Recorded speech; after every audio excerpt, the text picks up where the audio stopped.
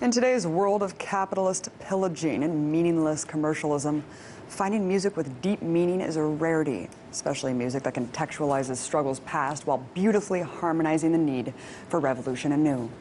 This is exactly the raw, legendary rock spirit carried by the Last Internationale, a band comprised of musicians Delilah Paz, Edgy Perez, and former Rage Against the Machine drummer Brad Wilk.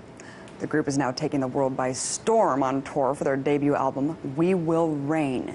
And I was lucky enough to have them in studio for an exclusive performance and interview. Here's their song, Wanted Man.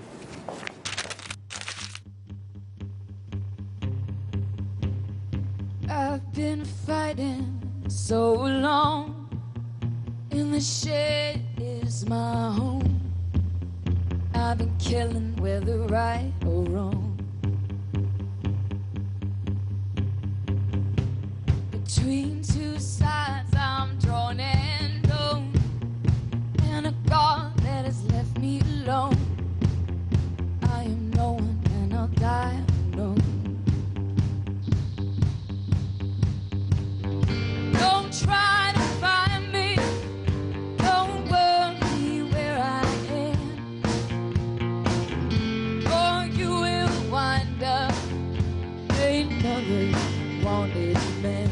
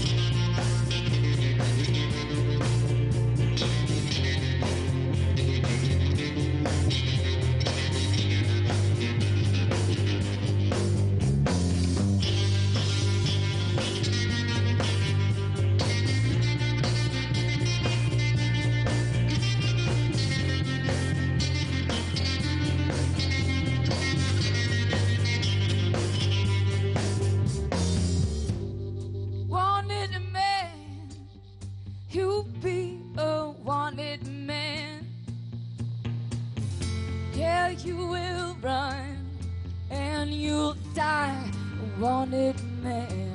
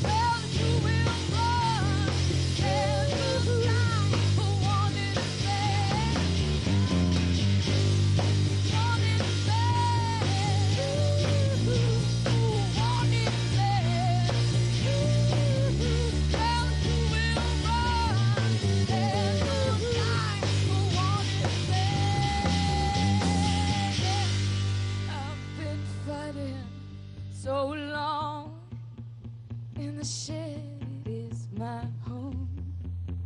I've been killing whether right or wrong.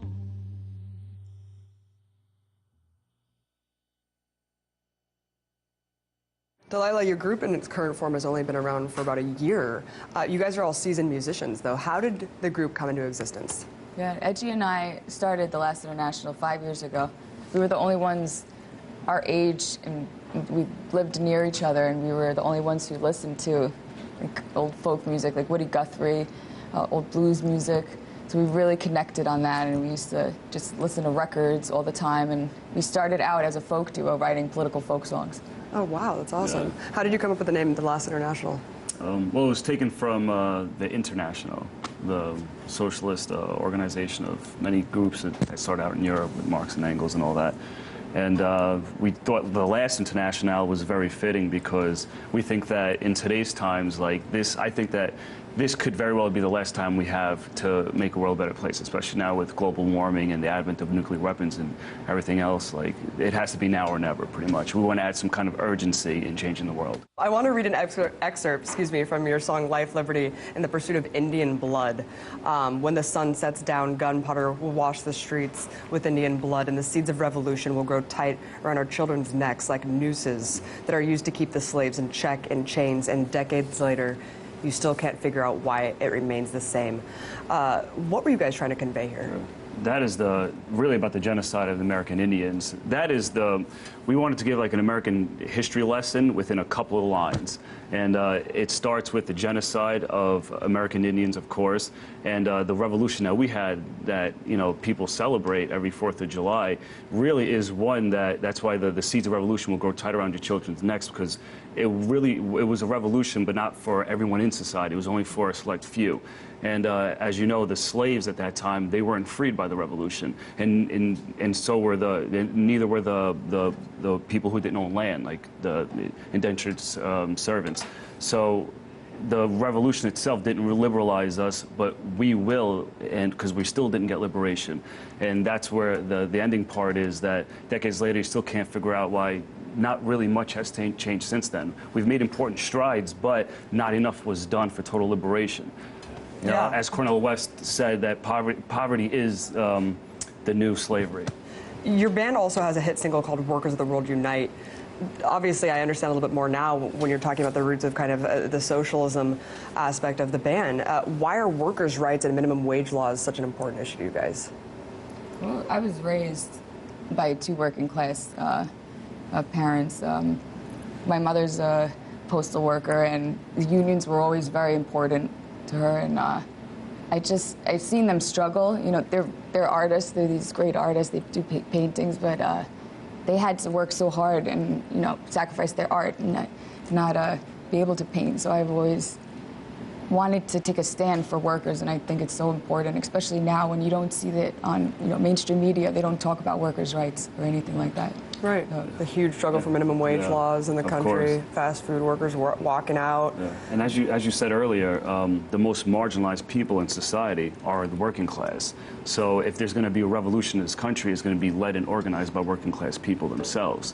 And what better way than to create organization? If without organization, you're not going to have a large-scale revolution. And unions is the perfect place to start such organizations. And unfortunately, because of the union crackdowns that have occurred throughout the decades, we don't need to go into the whole history, but because of that, this is one of the probably the industrialized country with, out of all the industrialized countries, this country has the least amount of unionized workers, and I think it's a real problem.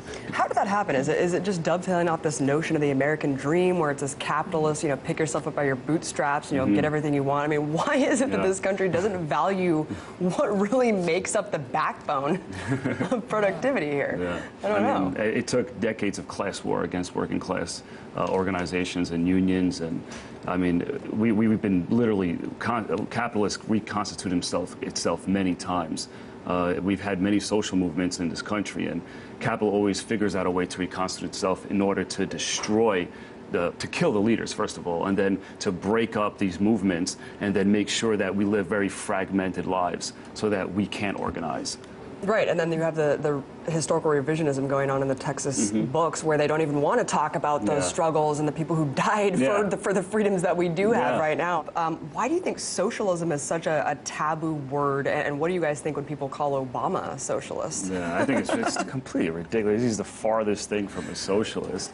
I mean, Americans, like, when they do polls and when they poll Americans and ask them, like, do you support public schools and do you support your local fire department and do you support the post office? I mean, overwhelmingly, the Americans always say, yeah, of course we support those things, but they don't realize these are socialist institutions, you know. So I think Americans do like socialism. I guess they just don't label it socialist. Delilah, let's talk about this amazing art that you have from graffiti artist Gilf. Why is bridging art and music such an integral part of kind of this revolution of consciousness going on? I think you need to attack from all angles. We need everything. We need music. I mean, you can't do it without music and art and everything together. So that's why when we worked with Gilf, she's an amazing artist from New York City, and she came up with the concept. And there's all these hidden messages throughout the album, and it's amazing to me. But we want to also develop like shows. We're going to be doing shows with artists too, and do things out of the box. Hell yeah. Yeah, we love Gilf. Yeah. She's incredible. Gilf is amazing. And there's also the liner notes were written by Bill Ayers of the Weather Underground. I love what you guys are doing. Thank you so much for coming on. We love what you guys are doing. Dude. Keep it up, man. Thank you. Keep it up. Thank you. Thanks so much, guys. Thanks for having us.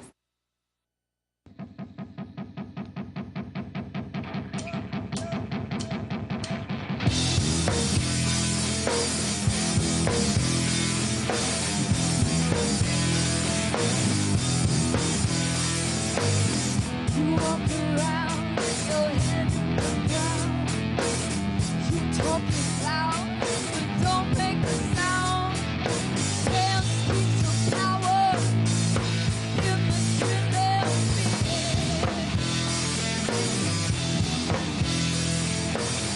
You think that flower crown will make them stop? Bang, bang, bang, baby, here comes the count.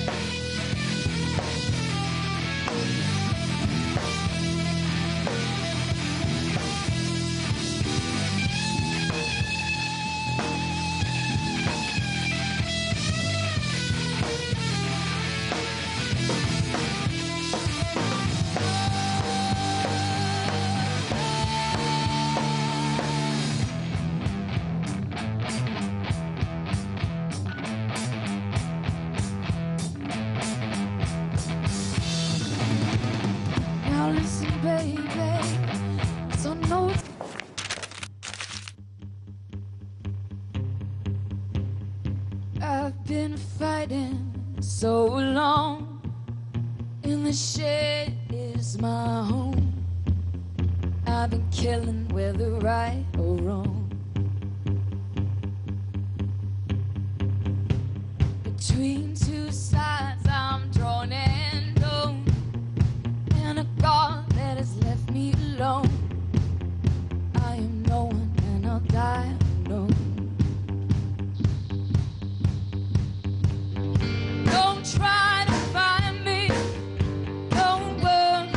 made by the Last Internationale, a band comprised of musicians Delilah Paz, Edgy Perez, and former Rage Against the Machine drummer Brad Wilk.